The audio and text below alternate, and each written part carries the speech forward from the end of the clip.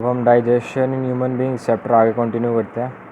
अब हमारा जो स्टमक होता है उसके अंदर 4 टाइप की सेल्स होती हैं। वो हैं म्यूकस सेल्स जो म्यूकस सिक्रीट करती हैं, ऑक्जेंटिक और पेराइटल सेल, जाइमोजीन और चीफ सेल्स, ठीक है। और एक होती है एंटेरो एंडोक्राइन सेल्स और आर्जेंटाफिन सेल्स।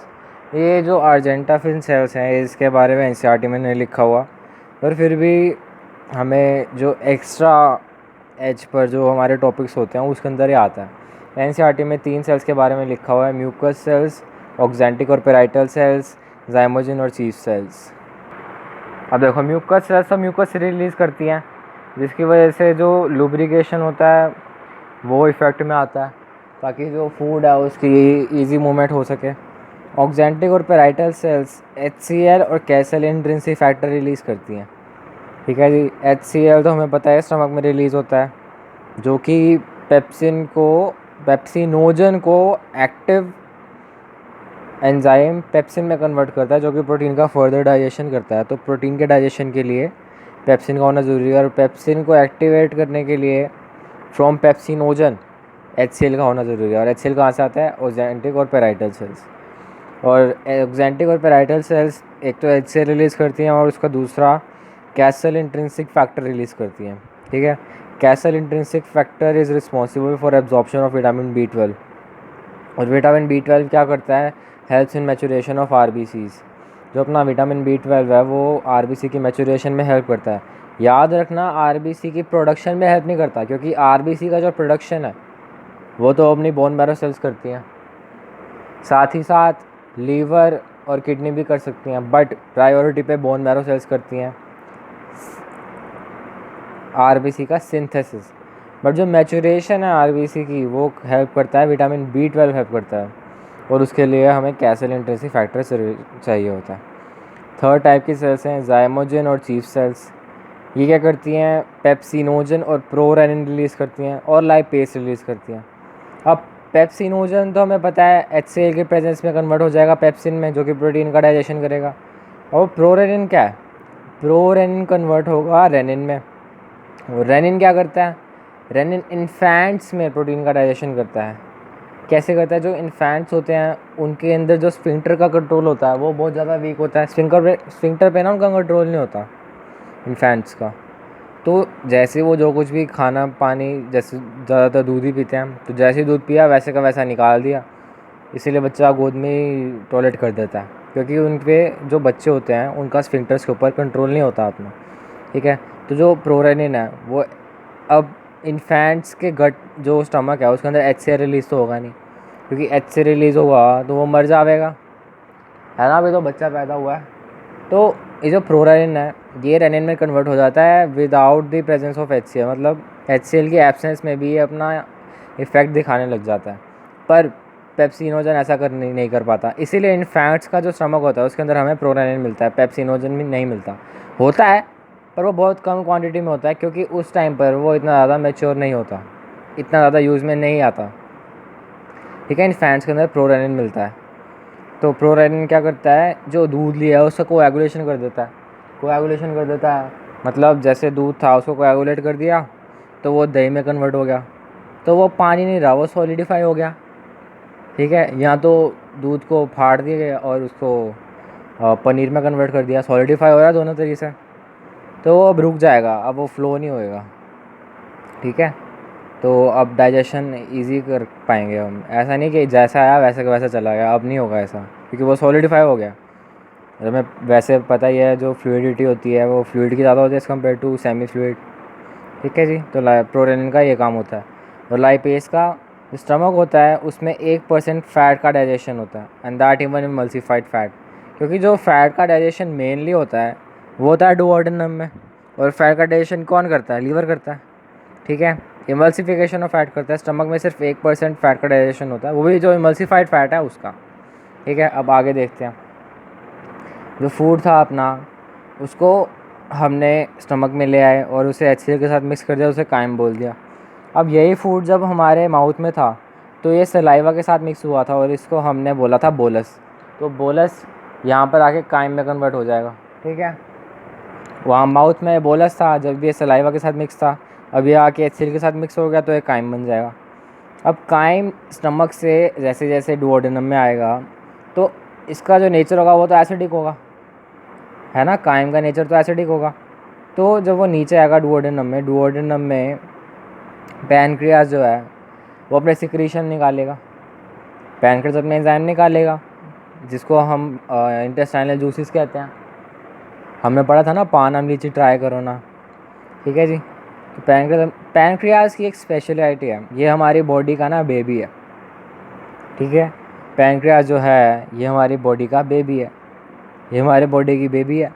और बेबी को क्या पसंद है? बेबी को बेस पसंद है, ठीक है जी। तो पैनक्रियाज जो है ये बेसिक मीडियम में ही काम करेगा।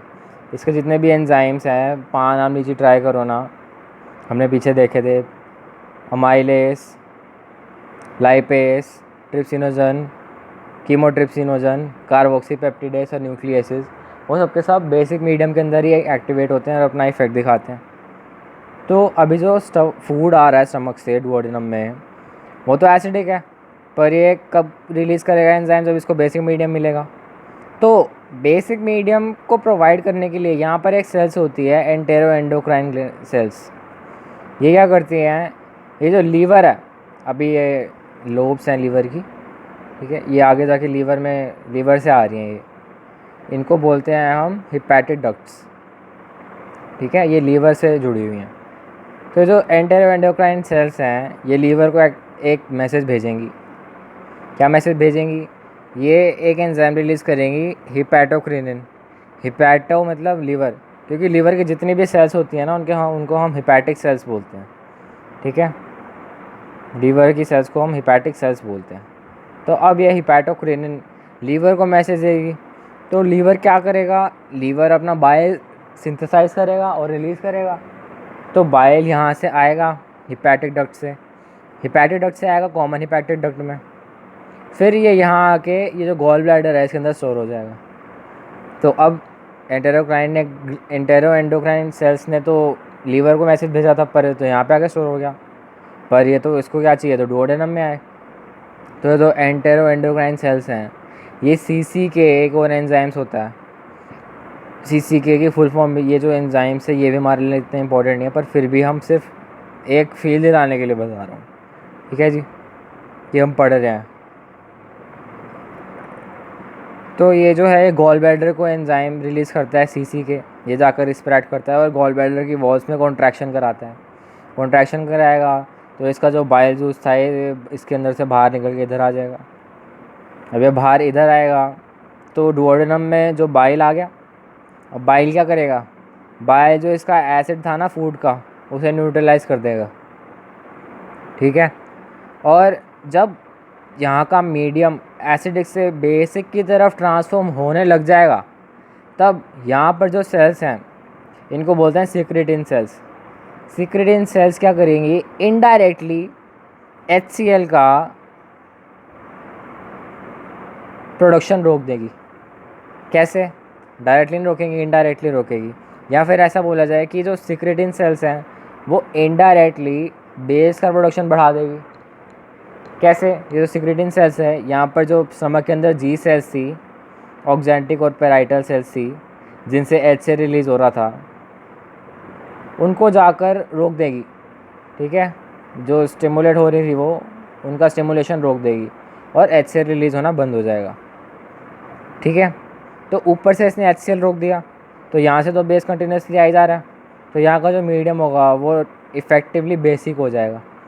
तो एक बार AIPMT में सवाल आया था कि कौन सी सेल्स हैं जो इनडायरेक्टली बेस का सिक्रीशन बढ़ाती हैं या फिर HCl का सिक्रीशन रोकती हैं। इनडायरेक्टली जो काम कर रहा है वो सिक्रेटिन कर रहा है, क्योंकि डायरेक्टली ऑक्जेंटिक सेल्स को इनहिबिट नहीं कर रहा अपना फंक्शन करने के लिए।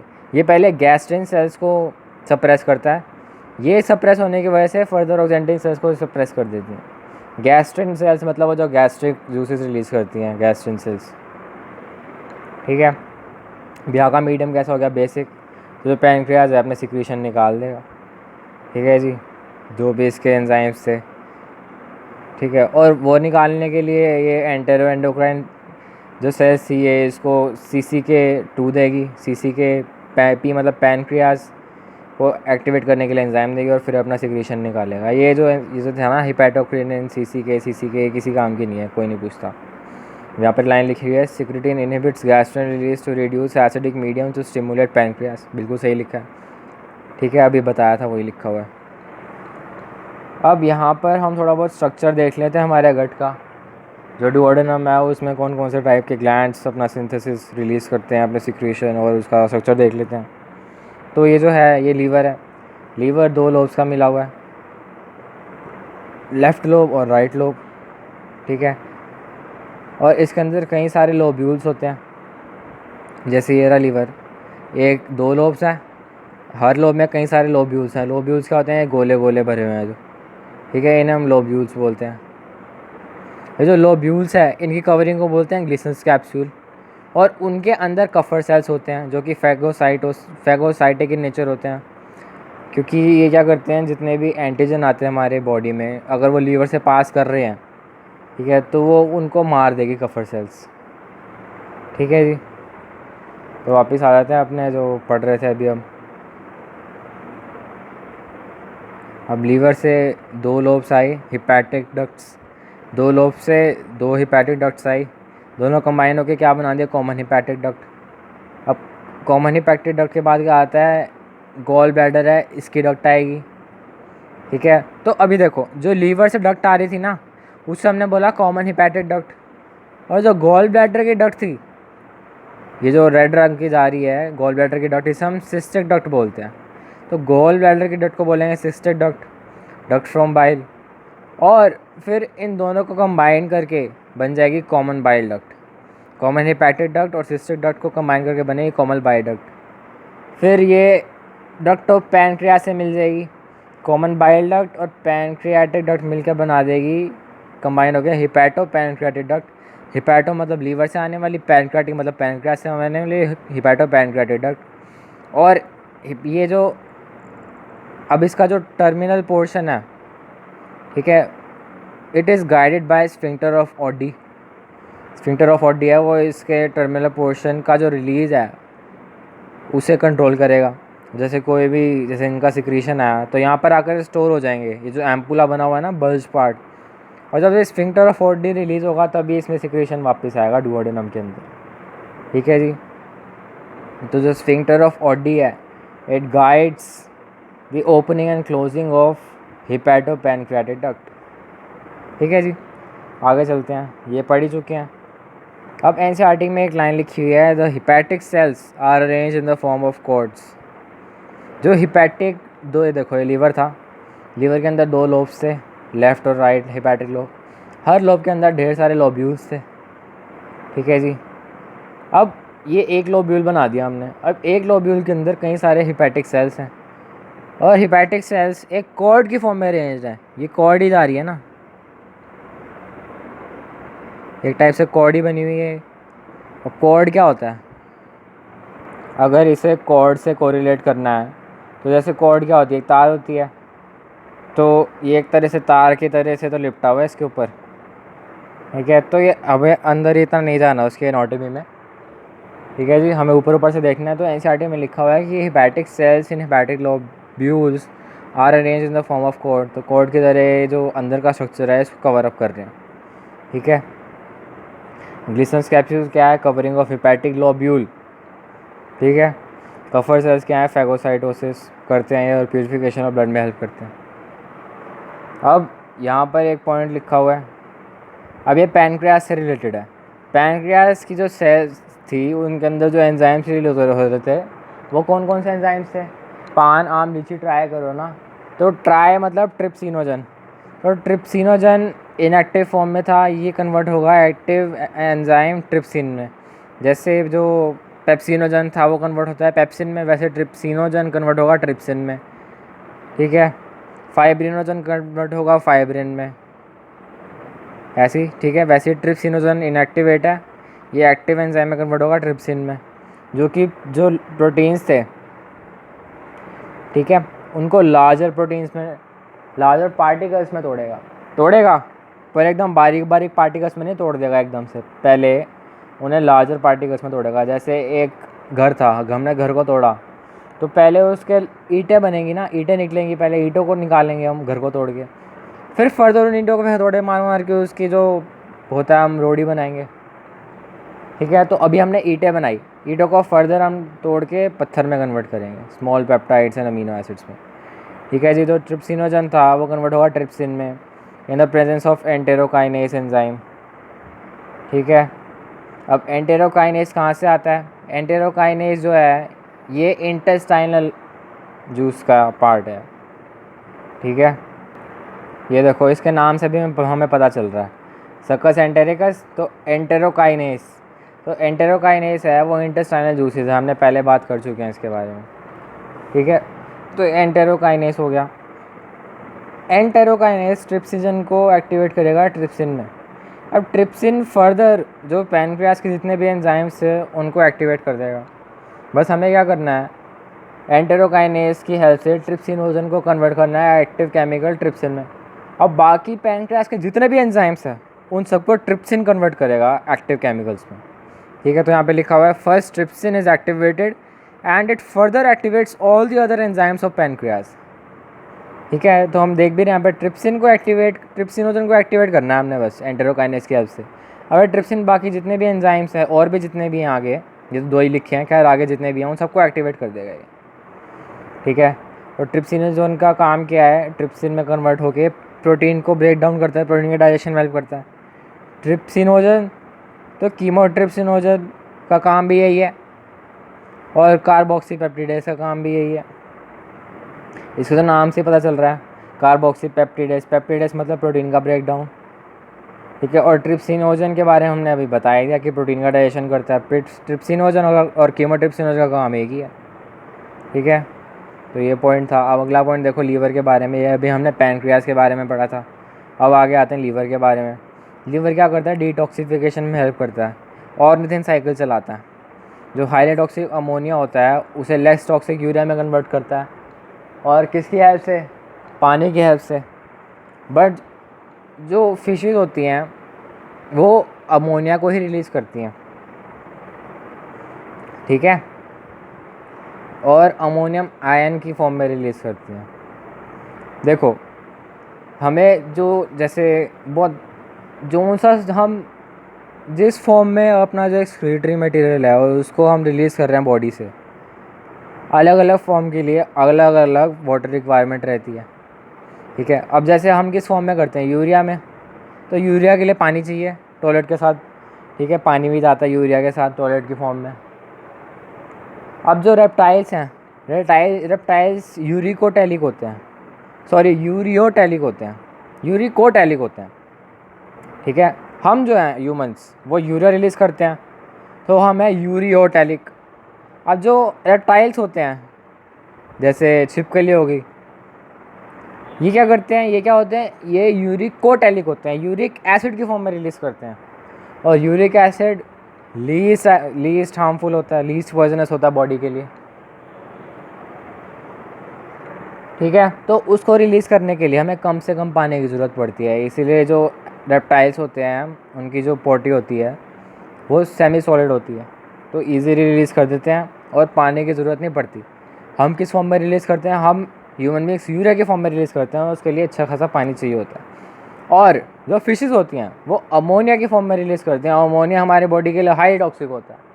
हमने केमिस्ट्री में सॉल्यूशन चैप्टर्स में ये भी पढ़ा था कि जो बेंट्स कंडीशन राइज हो जाती है, जब जो स्कूबा डाइवर्स पानी के अंदर जाते हैं तो नाइट्रोजन के बबल्स बन जाते हैं।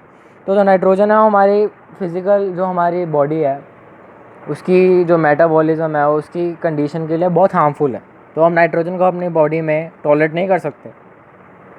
ठीक है, तो जो अमोनिया है उसके अंदर नाइट्रोजन है, पूरा पक्का पक्का नाइट्रोजन नहीं है, सिर्फ यूरिया में भी है ऑल दो, पर उसके अंदर पक्का पक्का नाइट्रोजन है।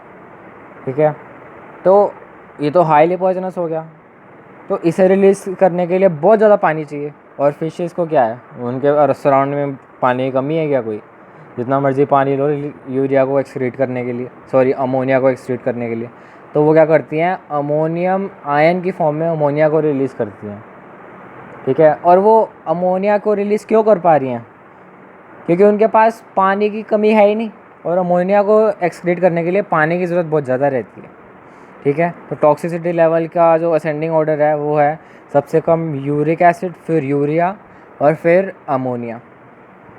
जो जितना ज़्यादा टॉक्सिक है उसको एक्सीड करने के लिए उतना ज़्यादा पानी की रिक्वायरमेंट लगेगी। ठीक है।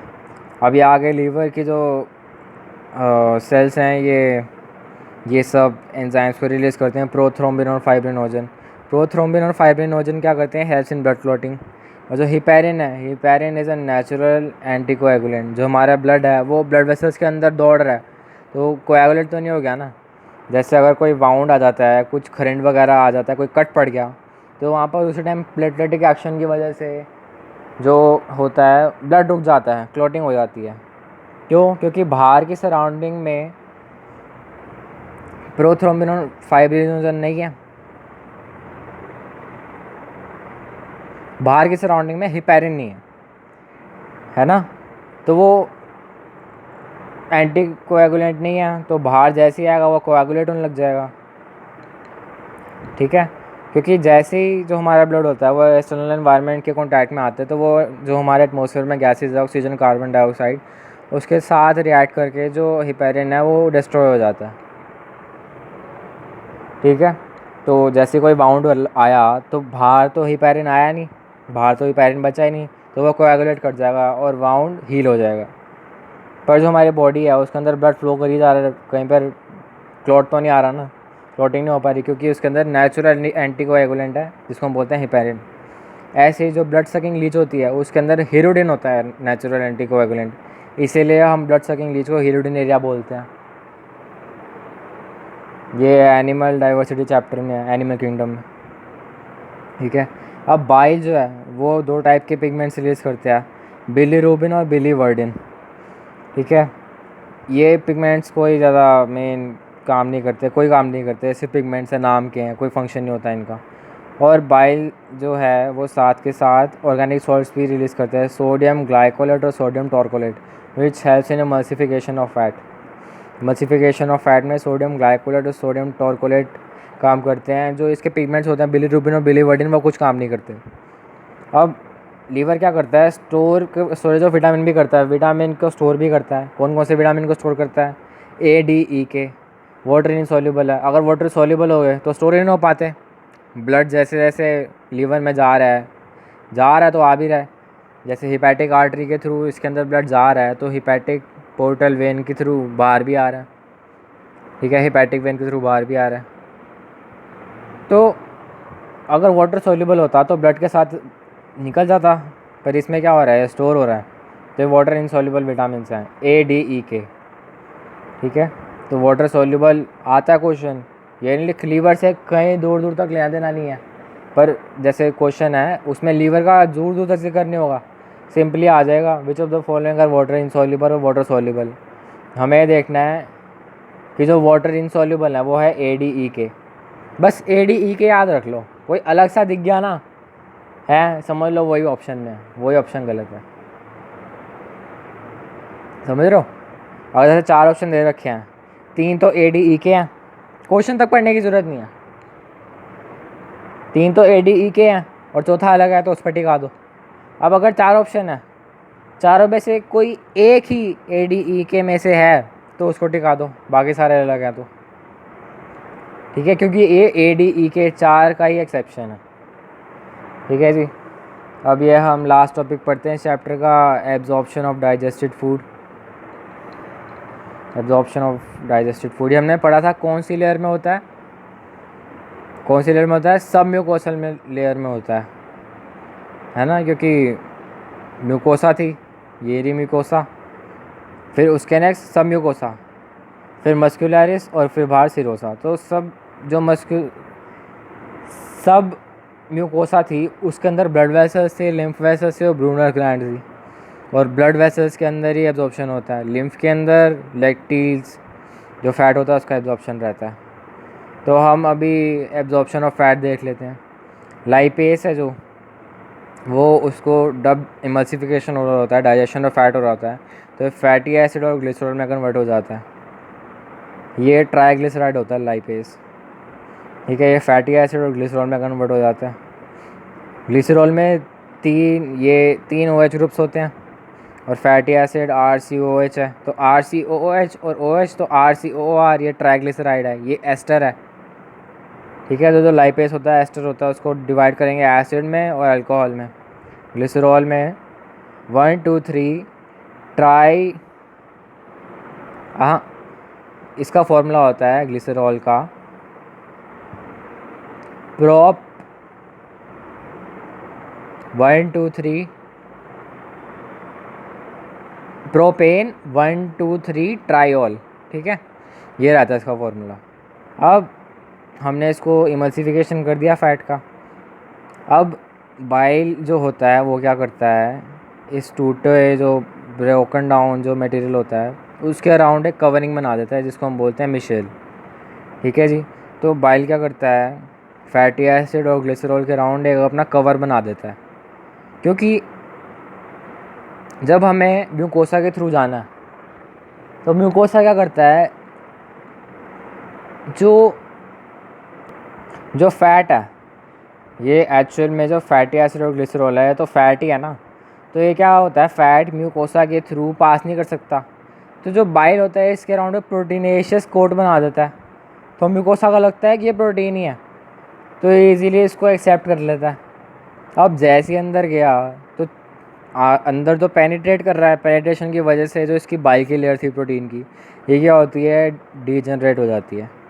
तो अभी यहाँ पर तो बाइल ने इसको प्रोटेक्शन दे दी थी। अब जब ये म्यूकोसा में गया, ठीक है, तो इसकी जो प्रोटीन की लेयर थी, कॉम्प्लेक्स में शेल था, वो डीजनरेट हो गया। तो वहाँ पे प्रोटेक्शन कौन देगा, तो वहाँ पर गोल्जी बॉडी इसके अराउंड एक और प्रोटेक्टिव लेयर बना देता है जिसको हम बोलते हैं काइलोमाइक्रोन।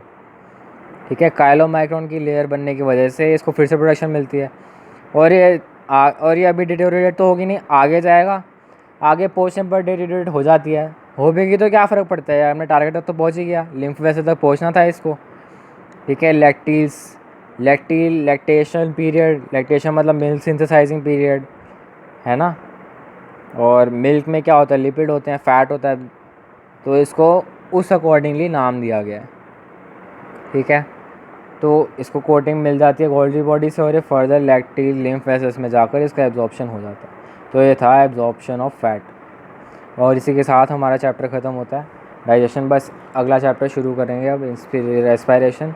बस एक पॉइंट ये देख लो, जो गॉबलेट सेल्स होते हैं वो लुब्रिकेशन में हेल्प करते हैं, बिल्कुल सी हम बात कर चुके हैं। सलाइवर या amylase convert starch into maltose at 6.8 pH। अब जो सलाइवर या माइलेज है वो 6.8 pH पे काम करता है, मतलब जो माउथ का pH है वो 6.8 रहता है, और जो स्टमक का pH है वो 1.8 रहता है। ठीक है जी, तो ये पॉइंट, ये जो डिजिट थी याद रखनी है। और जो स्टार्च होता है वो माल्टोस में कन्वर्ट हो जाता है। अब enterokinase is secreted by intestinal mucosa, बात कर चुके हैं। इंटेस्टाइनल जो जूसेस होते हैं उसको हम सक्कस एंटेरिकस भी कहते हैं, एंटेरिकस से नाम आ गया एंटेरोकाइनेस। ठीक है, maximum absorption of digested food takes place in jejunum. ठीक है, यही पॉइंट यहाँ पे भी लिखा हुआ है, maximum absorption of water occurs in jejunum, इसके बारे में पहले ही बात कर चुके हैं। Villi are present in intestine and not in stomach because food is completely digested in intestine not in stomach. तो हमने बात करी थी ना, डुओडेनम में आकर ही फूड का कम्प्लीट डाइजेशन होता है, स्टमक में ही नहीं होता। तो विलाई इंटेस्टाइन में प्रेजेंट होती है और स्टमक में प्रेजेंट नहीं होती, क्योंकि जहाँ पर डाइजेशन ख़त्म हुआ है वहीं से तो एब्जॉर्प्शन शुरू होगा, है ना। और जो स्टमक होता है, स्टमक के अंदर रुक गई होती है, RUGAE, और यहाँ पे हमारा चैप्टर होता है ख़त्म।